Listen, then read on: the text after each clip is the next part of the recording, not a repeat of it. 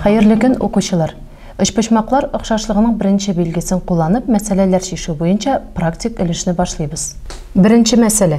ABCD параллелограммының CD яғында E нұқтасы белгіленген, айы һәм BC турлары F нұқтасында кесешелер, DE 8 см, EC 4 см, BC 7 см, айы 10 см болса, DE һәм EC-ны табығыз.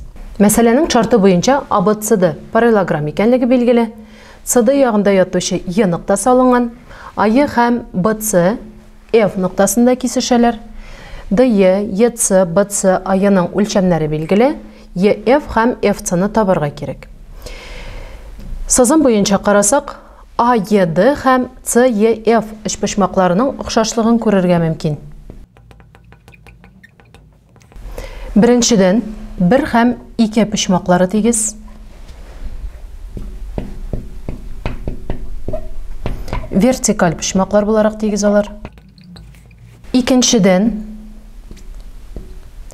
3 һәм 4 пішмақларының тегізлігін әйтірге мөмкин. Чөнки AD һәм BF параллель BC дип алырга да мөмкин. Һәм AF кесүче. 3 һәм 4 пішмақлары демәк аркылы ятучы пішмақлар буларак тигез. Демәк, үч пішмақлар ұқсашлығының бірінші белгісін қолданып, AED һәм ECF үч пішмақларының ұқсаш екенлігін әйтергә мөмкин. Ұқсаш үч пішмақларының белгілемесі бойынша, аларның теңдәшле пішмақлары тигез була, шулай ук ұқсаш якларның чагыштырмалары өзара тигез дигән сүз. Чагыштырманы язык. Демәк, AD-ның CF-ка чагыштырмасы AE-ның EF-ка чагыштырмасына тигез һәм DE-ның CE-га чагыштырмасына тигез. Һәм шушылар К-га тигез, ягъни ұқсашлык коэффициентына тигез була. Соңгы DE-ның CE-га чагыштырмасыннан китереп чыгарырга мөмкин, ягъни DE-ның CE-га чагыштырмасыннан DE-ның узунлыгы билгеле, ул 8-ге тигез. CE-ның узунлыгы шулай ук билгеле 4-ге тигез. Демәк, К коэффициенты 2-ге тигез дигән сүз. AD-ның CF-ка чагыштырмасыннан CF-ны табарга мөмкин. Ягъни AD-ның CF-ка чагыштырмасы шулай ук 2-ге тигез була. CF үз чиратында AD бүленгән 2-ге тигез. AD-ның узунлыгы BC-ның узунлыгына тигез, ягъни шулай ук 7. 7-не 2-ге бөлсәк, CF-ның узунлыгы 3,5 см икәнлеге килеп чыга. Нәкъ шулай ук AE-ның EF-ка чагыштырмасыннан ул шулай ук 2-ге тигез. EF-ны табарга мөмкин. Ул AE бүленгән 2-ге тигез. AE үз чиратында 10-га тигез, ягъни 10-ны 2-ге бөлсәк, 5 см-га тигез була. Мәсьәләнең җавабы EF 5 см, CF 3,5 см. Икенче мәсьәлә. M, N, P нукталары теңдәшле рәвештә ABC үшпочмагының AB, BC, CA якларында яталар. Өстәвенә MN AC-га, NP AB-га параллель. AB 10 см, AC 15 см, PN-ның MN-га чагыштырмасы 2-ге 3 булса, AMNP 4 пычмагының якларын табыгыз. Мәсьәләнең шарты буенча ABC үшпочмагы бирелгән. M AB ягында, N BC ягында, P AC ягында ятканлыгы билгеле. MN һәм AC параллель, NP һәм AB-ның параллель икәнлеге билгеле. Шулай ук AB һәм AC якларының узунлыклары бирелгән. PN-ның MN-га чагыштырмасы 2-ге 3. AMNP 4 пычмагының якларын табарга. Демәк, мәсьәләнең шарты буенча MN һәм AC, NP һәм AB параллель. Шушы шарттан чыгып, AMNP 4 пычмагының параллелограмм икәнлеген әйтә алабыз.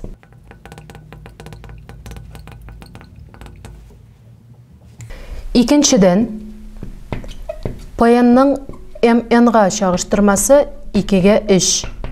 Демәк, бу тигезлектән PN X-ка тигез дип алсак, ул вакытта MN 1,5x була. Демек, np x-қа тегіз болғаш, am шулай ук x-қа тегіз, ap mn-ға тегіз болғаш, демек ap шулай ук 1,5 x-қа тегіз келіп шыға. Әлеге ap-ның 1,5 x-қа тегіз болғандығынан, p-ның атсы алам ap-ға тегіз екенлігі белгілі. Демек, 15 алам 1,5 x-қа тегіз бола. P-сы 15 алам 1,5 x-қа тегіз. Өз ширатында mb-ны язалабыз. mb ab һәм am-ның айырмасына тегіз. ab 10 см, яғни 10 алам x-қа тегіз бола. Мұнда ике ұқсаш үшпішмақ бар. Үшпішмақ mbn һәм үшпішмақ pnc. Әлеге үшпішмақлар ұқсашлығының бірінші белгісі бойынша ұқсаш. Яғни, ике пішмағының тегізлігін көрсете алабыз. C пішмағы n пішмағына тегіз. Чөнки AC һәм mn параллель, BC кесуші. Теңдеш пішмақлар. 1 һәм 2 деп тамғалық. Пішмақ 1, пішмақ 2 тегіз. Алар теңдеш пішмақлар. Теңдеш AC параллель mn һәм BC кесуші. Шулай ук 3 һәм 4 пішмақларының тегізлігін әйтергә мөмкин.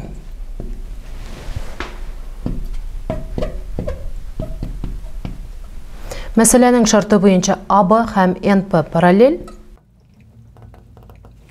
Бу очракта шулай ук BC кесүче булып тора. Демәк, 3 һәм 4 тиңдәш пішмаклар буларак тигез. Демәк, эшпешмаклар охшашлыгының беренче билгесе буенча MBN һәм PNC эшпешмаклары охшаш. Эшпешмаклар охшаш булгач, аларның охшаш якларының чагыштырмалары тигез була. Ягъни, PC-ның MN-га чагыштырмасы PN-ның BM-га чагыштырмасына тигез. PC үз чиратында 15 минус 1,5 x-га тигез. MN 1,5 x. PN x-га тигез. Һәм BM 10 минус x-га тигез. Әлеге тигезләмәне шешеп, x-ны тапсак, x 5 см-га тигез килеп чыга. Демәк, x 5 см-га тигез булгач, PN 5 см-га тигез. Үз чиратында PN һәм AM үзара тигез.